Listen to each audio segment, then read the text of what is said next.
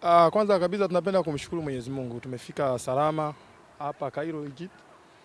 Ni jambo zuri na hali ya hewa iko vizuri, tunapambana kadri tunavyoweza. Kwa upande sisi wa magolikipa tumejiandaa vizuri, kama unaona tuna section za magolikipa ambazo zinatufanya tuweze kuwa bora, na imani kwa uwezo wa Mwenyezi Mungu kwa yale ambayo tunayafanya mazoezini tutaenda kuhamishia kwenye mechi na tutafanikiwa.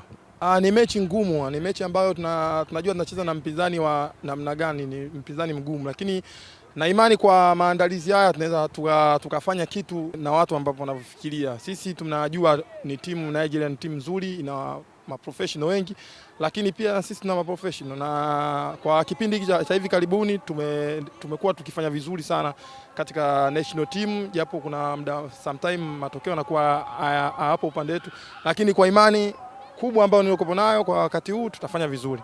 Maandalizi nayaona ni mazuri, Mwalimu Gamondi ana tactic nzuri, kwa tumeanza vizuri mazoezi kwa sababu tulipofika siku ya kwanza tulianza ku recover, nao tushaanza mazoezi, naamini maandalizi ni mazuri sana na tunaweza tukaenda kufanya kitu katika AFCON.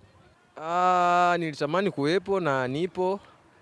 Kitu ambacho natamani ni kwenda kuwakilisha nchi yangu vizuri. Natamani kwenda kufanya vizuri katika AFCON yangu ya mara ya kwanza.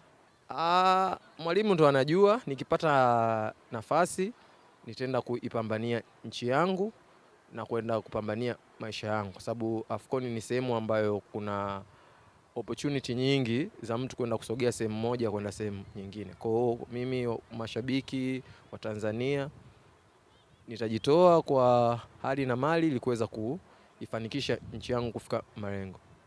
Nikipata nafasi natamani kuifungia timu yangu, ndio kitu ambacho ninachokipenda. Nikiweza kuifungia goal timu yangu na kupata pointi 3, naamini kitakuwa ni kitu kizuri sana.